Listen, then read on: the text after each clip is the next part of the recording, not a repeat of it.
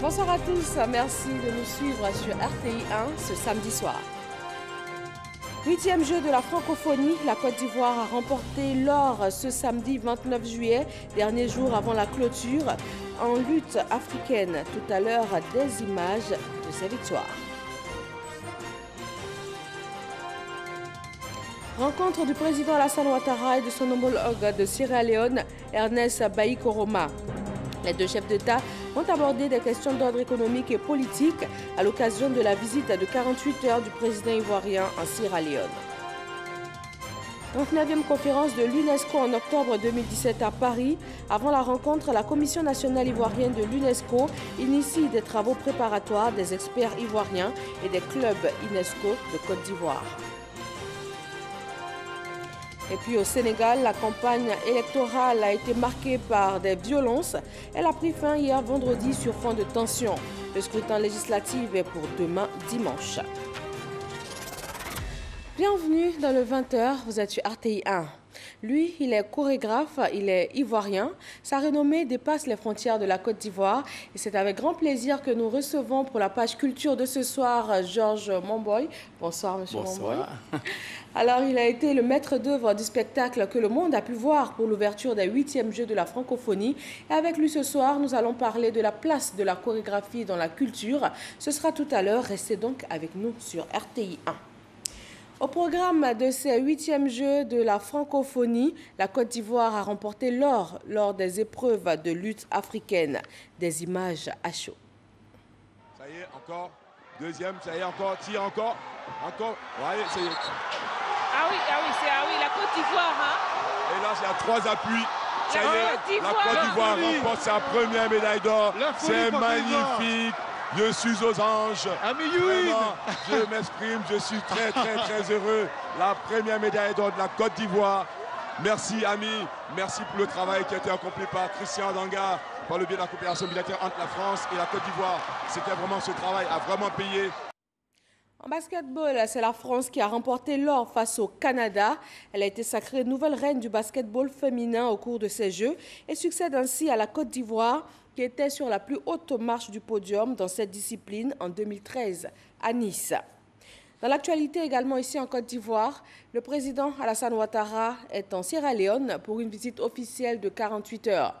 À cette occasion, les deux chefs d'État vont aborder des questions d'ordre économique et politique, les enjeux de cette visite officielle avec notre envoyé spécial en Sierra Leone, Hiram Kofi Aboula. Le président Alassane Ouattara a attendu ce dimanche 30 juillet 2017 à Freetown, la capitale sierra-léonaise. Il s'agit d'une visite officielle de 48 heures du président ivoirien en Sierra Leone. C'est sans nul doute une occasion pour les deux pays d'évoquer le renforcement de leurs relations déjà existantes. Comme la Côte d'Ivoire, la Sierra Leone fait partie de l'Union du fleuve Mano créée en 1973 et de la Communauté économique des États de l'Afrique de l'Ouest, CEDEAO depuis 1975, date de sa création.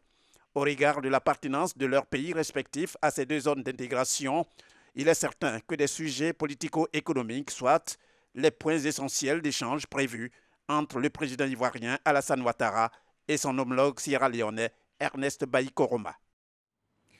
Ici, en Côte d'Ivoire, le chef du gouvernement, Amadou Gon Coulibaly, a rencontré la secrétaire d'État auprès du ministère des Affaires étrangères et de la coopération internationale du Maroc.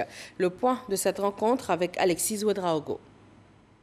Dans le cadre de la coopération ivoiro-marocaine, une délégation du royaume chérifien séjourne à Abidjan depuis jeudi.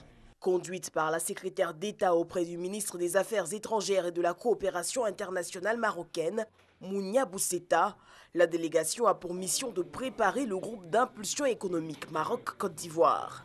Vendredi, la délégation a été reçue par le Premier ministre Amadou Gon Coulibaly. Nous avons eu le plaisir de tenir des séances de travail avec les représentants ivoiriens et marocains pour identifier l'avancement ou s'assurer de l'avancement de l'ensemble des projets et de pouvoir également s'assurer de leur bonne exécution. Et à ce titre, on a fait même des visites sur le terrain qui ont porté sur 8 sites en total. Et ces projets-là, ce sont des projets qui s'inscrivent dans le cadre de stratégies de développement portées par l'État ivoirien et qui vise le développement socio-économique, qui touche plusieurs domaines, que ce soit le domaine de l'aménagement urbain, de l'assainissement, que ce soit le domaine du logement, tout ce qui est point de débarquement pour la pêche, les projets de centres de formation, ainsi que des secteurs industriels. À leur suite, le chef du gouvernement a accordé une audience au lieutenant Abdelaziz Mohamed d'Égypte. Il s'est agi de coopération militaire. Cette visite entre dans le cadre des relations privilégiées et fraternelles qu'entretiennent les deux pays, l'Égypte et la Côte d'Ivoire, depuis les années 60. J'ai présenté au ministre durant ma visite tous les produits dans le domaine de l'industrialisation militaire et civile. Et on a échangé sur les domaines de coopération qu'on peut renforcer. Je souhaite que les relations se renforcent encore plus. L'Égypte entend renforcer sa coopération sud-sud et contribuer au développement du continent.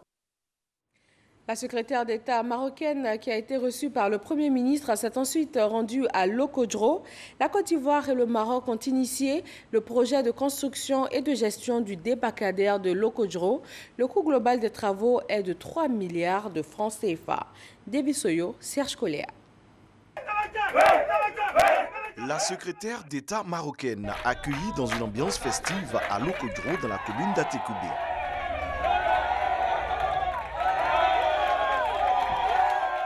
Mounia Bousseta est venue se rendre compte de l'état d'avancement des travaux du futur débarcadère.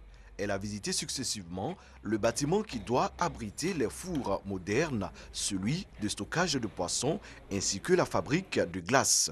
On reconnaît qu'il y a beaucoup de gens motivés pour ce projet, qu'il y a un accompagnement des autorités et l'ensemble des parties concernées, que les travaux avancent bien avec la supervision de l'entreprise concernée et que selon les délais qui ont été annoncés par l'entreprise, nous allons respecter les objectifs qui ont été tracés à ce projet. Le coordonnateur du projet de construction et de gestion du débarcadère de Locodro rassure. Les délais de livraison seront tenus. Nous sommes aujourd'hui à 80% des travaux sur le terrain. Les bâtiments sont déjà construits. Nous sommes vraiment en phase de finition. Donc c'est pour dire qu'il y a 20% qui restent qu'on doit mettre en place pour que le projet soit livré fin septembre. Le débarcadère de Locodro est composé de 6 bâtiments techniques, un appartement flottant et des passerelles. Il aura une capacité de 5000 tonnes de poissons frais par an. Sidiki Diakité, le nouveau ministre de l'Intérieur et de la Sécurité, a rencontré les agents de la Direction générale de l'administration du territoire, les maires et aussi le corps préfectoral. Il a partagé avec eux sa vision pour la bonne marche de ce ministère. Gabriel Zani. Dans la salle de conférence de la Direction générale de l'administration du territoire, Sidiki Diakité, le tout nouveau ministre de l'Intérieur et de la Sécurité, exprime sa satisfaction de travailler avec l'équipe de la DGAT. Sidiki Diakité invite ses collaborateurs à ne pas rompre la dynamique de travail insufflée par son prédécesseur. C'est le même message que le ministre a livré à l'Association des régions et districts et à l'Union des villes et communes de Côte d'Ivoire, car la sécurité contribue au rayonnement des villes et communes. De ces réunions avec les structures sous tutelle, le ministre de l'Intérieur retient un point essentiel. Le capital humain est la clé de la réussite de toute mission. Il a réaffirmé sa vision au corps préfectoral. Je voudrais vous assurer de mon entière confiance, de mon entière disponibilité pour que, ensemble, nous puissions nous engager à relever tous les nombreux défis qui nous attendent. J'en ai la conviction, la posture idoine, le travail avec un peu de patience qui vont attirer l'attention du président de la République qui, au demeurant, ne nous a jamais fait défaut et qui aidera très certainement à la satisfaction de nos différentes préoccupations. C'est le 19 juillet dernier que Sidiki Diakité, préfet de la région des Lagunes, préfet du département d'Abidjan, a été nommé ministre de l'Intérieur et de la Sécurité. Dans le domaine de la santé, la Côte d'Ivoire prend part à l'IAS 2017, la plus importante conférence scientifique sur le VIH-Sida. Elle se tient tous les 2 ans. Plus de 6000 professionnels du monde qui débattent des progrès les plus récents en matière de lutte contre le sida. Delphine Blas. Paris, à nouveau la capitale de la lutte contre le VIH. Il s'agit de la 9e conférence internationale sur le VIH-Sida, IAS 2017. Cette rencontre scientifique de haut niveau se déroule tous les 2 ans. Elle a pour objectif de confronter les données les plus récentes sur le VIH, les nouveaux outils de prévention, la prise en charge des patients et les nouveaux défis. La Côte d'Ivoire était à cette conférence qui avait pour thème « Impact du VIH-Sida sur la santé globale ». C'est la tribune choisie par la ministre de la Santé pour parler une fois encore de la 19e conférence sur le sida et les IST en Afrique. Nous avons expliqué qu'il n'y avait vraiment pas de problème aujourd'hui en Côte d'Ivoire. La preuve, il se tient actuellement les Jeux de la francophonie à Abidjan. Nous avons parlé des différentes activités qui vont se tenir également à Abidjan, le Sahara en novembre, également la grande réunion Europe-Afrique qui va se tenir également à Abidjan et pour lequel nous attendons plusieurs chefs d'État. Donc la Côte d'Ivoire est engagée dans des grandes rencontres internationales. Raymond Goudou Kofi rassure, la Côte d'Ivoire est de plus en plus fréquentable. Elle est en marche vers l'émergence. Elle a même présenté le Flower ICASA aux participants. Message appuyé par la SAA, Société africaine anti-sida, qui insiste sur ce qui a milité en faveur de la Côte d'Ivoire pour l'organisation de ICASA. L'un des critères les plus importants de l'ICASA, c'est d'abord, comme on dit, la volonté politique du gouvernement de vouloir abriter la conférence et aussi de vouloir éradiquer le VIH en Afrique. Et le réceptacle d'hébergement du pays, parce que ICASA, il ne faut pas oublier, c'est entre 7 000 et 15 000 délégués. L'épidémie du VIH est la montagne à laquelle les chercheurs font face depuis déjà plus de 35 ans. Il y a des avancées en matière de traitement, bien sûr, mais également dans le domaine de la prévention. Mais la course n'est pas terminée et la ligne droite est toujours la plus difficile. Revenons sur le sol ivoirien pour parler agriculture. La transformation des matières premières agricoles a occupé une place de choix aux journées de l'administration agricole délocalisée 2017. 2 unités de référence en la matière ont été visitées à Aboasso. Noël Niagno. Aller à la transformation des matières premières, un enjeu majeur du gouvernement. Pour apporter une réponse pragmatique, 2 exemples ont meublé les journées de l'administration agricole délocalisée à Aboasso. Sangafoua Koulibaly et ses collaborateurs se sont donné le temps et les moyens pour visiter 2 entités, écouter les initiateurs, échanger avec eux, juger sur pièce leur savoir et leur savoir-faire, pour mieux apprécier leur contribution à l'industrialisation des filières afin que cela fasse tache d'huile. 2 approches originales pour une finalité, participer avec leur génie à la transformation structurelle de l'économie ivoirienne. Quelles sont les spécificités de SCC? L'actionnariat, on l'a dit, est en grande partie porté par des planteurs de la région. SCC n'a pas de plantation industrielle, c'est vraiment sa spécificité. Et achète toute sa matière avec les planteurs de la région. La quantité produite d'huile en Côte d'Ivoire ne suffit pas pour les usines de deuxième transformation. Pour certaines périodes creuses, on est obligé d'importer de l'huile. Ça, c'est le premier élément. Deuxième élément, c'est un gage de qualité.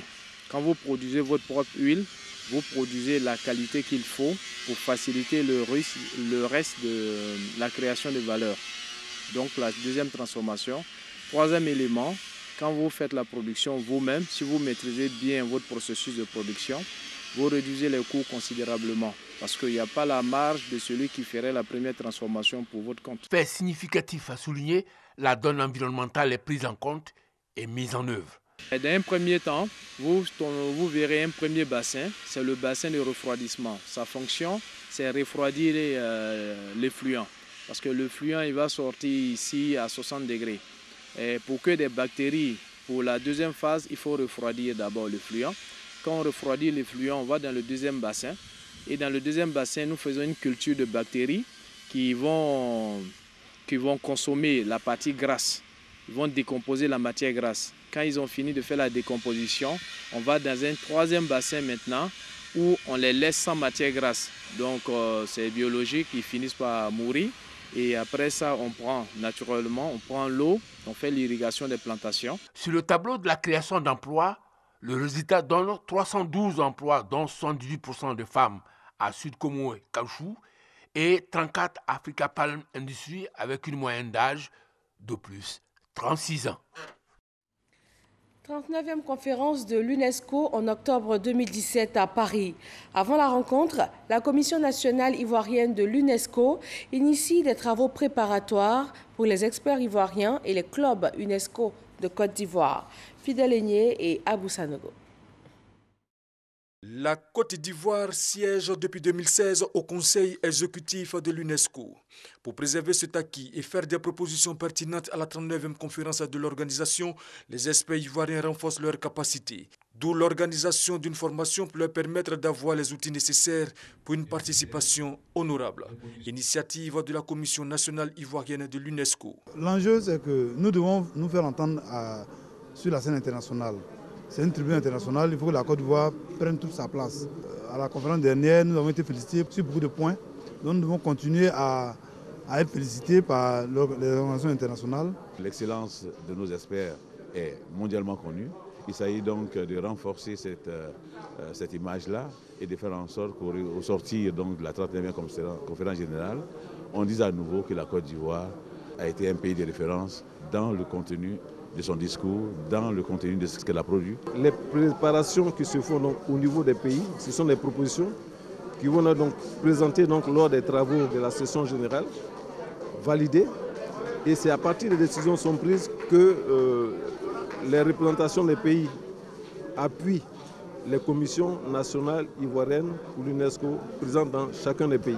À cette 39e conférence, la jeunesse ivoirienne entend y être pour jouer sa partition. Il y a des formations qui vont se dérouler à l'UNESCO, à Cocody, où j'invite toute la jeunesse ivoirienne à participer de manière à ce qu'ils puissent avoir saisir ces opportunités-là. Aller aussi à l'Assemblée générale de l'UNESCO. La 39e conférence de l'UNESCO se tiendra en octobre 2017 à Paris en France et verra l'élection du nouveau secrétaire général de cette organisation. Avant-dernier jour des 8e Jeux de la francophonie, à côté des différentes compétitions, ces Jeux réunissent les athlètes et aussi des visiteurs autour de nombreux espaces de détente. Ils ont été créés pour l'occasion. Au programme, la musique, la cuisine d'ici et d'ailleurs, et aussi l'artisanat local. Herman Niamia. Les 8e Jeux de la francophonie à Abidjan, c'est aussi l'ambiance qui règne dans les espaces créés pour cet événement. Après les Jeux qui se déroulent pour la plupart la journée, visiteurs et athlètes se retrouvent entre amis ou en famille dans certains endroits d'Abidjan pour échanger et oublier le stress de la journée. C'est le cas du village de la francophonie créé à Saint-Jean dans la commune de Cocody par le conseil municipal. En 2013, à Nice, on a vu ce qui s'est passé là-bas. Et nous avons pris l'engagement d'être plus qu'à Nice. Ce village accueille chaque soir des milliers de personnes qui viennent profiter de l'ambiance qui y règne. J'étais là hier, aujourd'hui également parce que l'ambiance était bonne. C'est super bon, j'adore, j'aime le public, j'aime le monde. Et c'est la convivialité, j'aime ça. Mais c'est la francophonie. L'ambiance est extraordinaire, donc je trouve que les gens sont très spontanés, très accueillants. J'invite l'ensemble de tous les Ivoiriens à venir nous rejoindre ici. Chaque soir, juste après le boulot, c'est super. Un groupe musical est programmé chaque soir pour égayer les nombreux festivaliers qui effectuent le déplacement. Pour cette soirée, c'est un groupe musical venu du Canada qui est à l'affiche.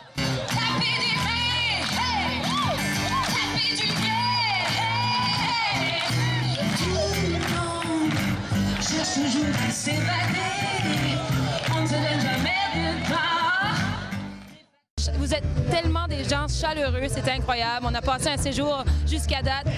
Tout le monde en parle par chez nous parce qu'on rapporte les nouvelles par chez nous et on dit comment bien on nous traite, comment bien on est ici. C'est vraiment un esprit très festif. Dans cette ambiance, ce sont les commerçantes qui se frottent les mains. Les plats qu'elles proposent ne peinent pas à trouver des clients. Nous faisons des saucisses de porc, des brochettes d'escargot, du poisson, du poulet, de la soupe et tout. Ça se passe très bien, il y a l'affluence, donc voilà, pour nous c'est rentable quoi. Depuis lundi, on a démarré très timidement, mais par la grâce de Dieu, ça va aller. Pour cette soirée du 27 juillet, c'est le groupe Zouglou Révolution qui est à l'honneur. Et cette ambiance sera ainsi jusqu'au dimanche 30 juillet, date de clôture des 8e Jeux de la francophonie à Abidjan. Les sites qui abritent les différentes rencontres sont très fréquentés et la ville d'Abidjan tout entière s'est parée de ses plus belles robes de lumière. Isaïo. La lumière aux couleurs des 8e Jeux de la francophonie.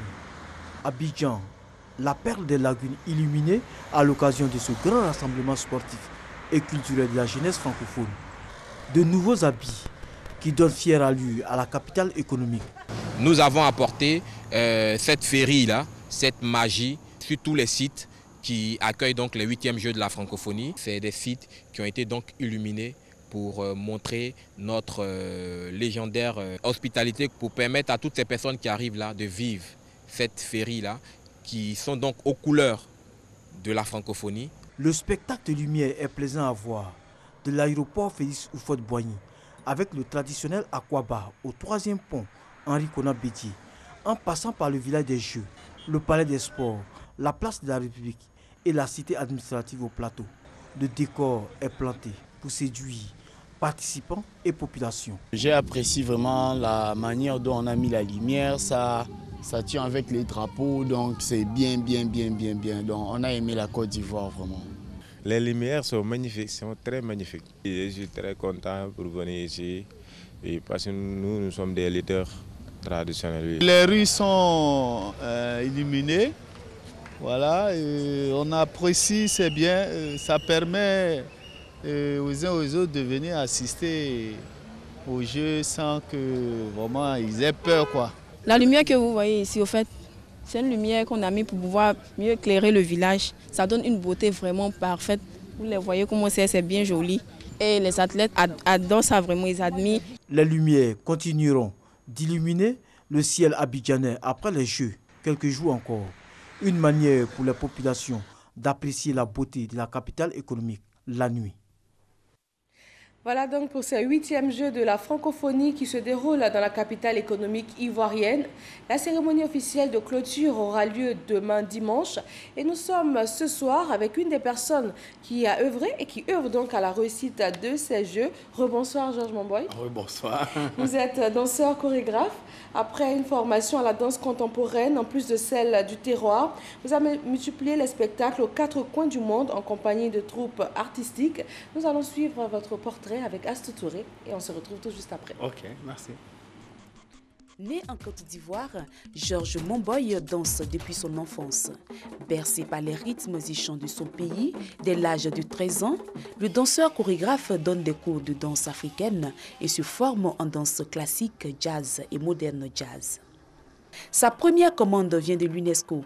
Dans un ballet intitulé La Paix, il dirige 50 danseurs et les représentations seront un triomphe. Les succès s'accumulent. Sa participation à la Biennale de la danse de Lyon en 1994. En 1998, il reste un mois à l'affiche à Paris. Dans la même année, Georges Momboy crée à Paris le premier centre de danse pluriafricaine et des cultures du monde, un outil de travail pour les créateurs et un lieu d'enseignement à la danse africaine contemporaine. Il y développe une pédagogie qui lui vaut d'être régulièrement invité à animer des stages un peu partout dans le monde. Danseur exceptionnel, Georges Momboy s'est insufflé à sa troupe ce style et cette vitalité qui ne cesse de séduire le public. Son spectacle remarquable à la cérémonie d'ouverture des 8e Jeux de la francophonie a encore fait parler de lui. Voilà, Georges Momboy n'est donc plus à présenter, mais c'est quand même chose faite. Alors dites-nous, comment est-ce qu'on arrive à un tel niveau en matière de danse ou encore de chorégraphie, ce qui n'est pas vraiment très commun en Afrique? Merci. En fait, je suis quelqu'un de très curieux et j'aime tout ce qui bouge en matière de mouvement. J'allais dire même quand quelqu'un marche dans la rue, même quand quelqu'un s'assoit. Pour moi, tout ça, c'est des choses à prendre parce que tout ce qu'on fait dans la création vient du naturel, de notre quotidien, de l'être humain lui-même.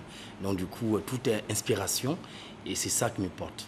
Inspiration, curiosité, mais il y a aussi beaucoup de travail en dessous. Hein. Si, absolument, parce que, et effectivement, le travail, c'est parce que cette curiosité, il faut la nourrir, il faut la mettre en pratique. Absolument. Donc, du coup, on travaille beaucoup. Alors, les 8e Jeux de la francophonie, l'ouverture au stade Félix Houphouët-Boigny a été très riche en couleurs, en rythme. Vous avez même utilisé la 3D pour un retour dans l'histoire de ces Jeux de la francophonie. D'où vient cette inspiration? Est-ce que vous pensez que votre vision a été bien traduite? C'est ce que j'espère. J'espère que le peuple, même le monde, a compris que le message qu'on a voulu passer a été bien saisi. Le 3D, la technologie aujourd'hui est un moyen, j'allais dire, encore plus moderne, plus facile pour créer un pont entre deux générations. Oui. Et c'est ce que vous avez fait. Des rythmes traditionnels africains exécutés par une dizaine de percussionnistes, une cinquantaine de danseurs, il y avait vraiment du monde. Cela allie le visuel et le corporel. Comment un événement d'une telle ampleur se prépare, même si vous n'êtes pas à votre premier coup? Comment est-ce qu'on arrive à coordonner tous les mouvements de ces différents artistes? Ce sont des différents plans de travail avec des équipes. On commence d'abord à cogiter un peu, et puis bon, on met ça sur papier, et puis après on construit une équipe, d'abord avant, technique, parce que c'est avec celle-là d'abord qu'on construit, j'allais dire, la ligne du spectacle, et puis maintenant après on fait appel aux experts différents départements, la lumière, la photo, les costumes, les images, la vidéo, même voilà. Donc on crée une équipe d'assistants qui vous assiste, et puis après maintenant on écrit une ligne de travail. À vous entendre, ça a l'air facile, mais combien de temps combien de temps vous avez besoin pour préparer un tel spectacle? Ça a quand même duré une quarantaine de minutes? Oui, c'est-à-dire que c'est un travail qui a duré quand même depuis un an, parce qu'on prépare ça très très longtemps à l'avance, parce qu'il faut faire des recherches sur le pays même, sur l'histoire, sur la francophonie, et donc du coup ça a pris beaucoup plus de temps. Mais sinon c'est une histoire un travail sur un an. Sur un an, ouais. D'accord. Pour la clôture, vous avez également votre touche. Est-ce qu'on peut avoir un petit avant-goût de ce qui sera fait demain? La clôture, je pense que ça sera vraiment un au revoir. Un au revoir, et on doit se revoir. C'est-à-dire que ce sont les portes qui seront en plein mouvement partout sur le podium, et des portes ouvertes où les gens traversent, ils rentrent. Une porte ouverte n'est pas forcément une porte pour sortir, mais à la fois aussi sortir, mais rentrer. Donc à la fois on est sorti et on retourne chez soi avec ce souvenir de la Côte d'Ivoire. C'est dit avec tellement de beauté. Mais dites-nous aussi aujourd'hui, quelle est la place de la chorégraphie dans la culture en général? La chorégraphie a toujours été, j'allais dire, la pièce maîtresse de tout. Aujourd'hui, même dans le temps moderne, dans un mariage, on danse, on fait de la chorégraphie. Dans un baptême, pareil. Sur une scène de spectacle, pareil. Donc la chorégraphie, si vous voulez, j'allais dire aujourd'hui, elle est utilisée comme un lien fondamental pour toute chose qu'on veut faire dans la vie. Par exemple, quand je parle d'Obama, pour moi, je dis Obama, c'est un danseur, ça démarche, il danse quand il marche. Vous voyez, donc ça accompagne l'élégance, ça accompagne tout ce qui est nécessaire à la vie. D'accord. Juste après la tenue de ces 8e Jeux de la francophonie, vous avez un programme, un gros programme, le calendrier de mise en route des activités du Ballet national. On peut en savoir un peu plus? Oui, oui. C'est vrai que c'est un beau challenge, parce que j'ai décidé d'accepter la proposition du ministre de la Culture, Maurice Banama, et pour remonter le ballet. Et parce que c'est important de donner une autre image de la Côte d'Ivoire sur le plan international, parce que les danseurs que je vais recruter seront vraiment, ça sera une sélection très très sévère. Donc du coup, vous aurez vraiment la qualité, la beauté, la discipline, parce qu'aujourd'hui, on a besoin que le ballet soit discipliné, on a besoin que cette image du ballet soit vue sur tous les plans. Le ballet n'est pas seulement forcément traditionnel. Il faut que ce ballet-là puisse répondre à l'urbain, puisse répondre à la modernité un peu partout. Et justement, cette vision que vous avez, vous la traduisez d'un concept, Abisamba. Abisamba, ça comporte quoi exactement? Abisamba sera un carnaval, un festival carnaval qui aura lieu à Bassam. L'idée, c'est de créer un pont entre le Brésil et le Portugal, ce sont les pays qui aussi détient, j'allais dire, le secret de la danse samba. Et notre Abissa, notre magnifique Abissa, va se rencontrer avec la samba. Avec donc, la samba. Un beau mélange, un mariage. Métissage. Au bord des mers. Donc voilà, ce serait génial. Merci à vous, Georges Momboy, artiste chorégraphe ivoirien. On retient qu'il y a beaucoup de belles choses qui nous attendent demain pour la clôture, comme vous l'avez dit. Une porte ouverte pour entrer, pour retourner chez soi. Merci beaucoup. Au Sénégal, la campagne électorale marquée par la violence a pris fin hier vendredi sur fond de tension. Le scrutin législatif est prévu pour demain dimanche. Le plus gros problème concerne les dysfonctionnements sur le processus de fabrication et de distribution des cartes d'électeurs. Et voilà qui met fin à ce journal. Merci de votre attention et je vous dis à demain 13h sur RTI1.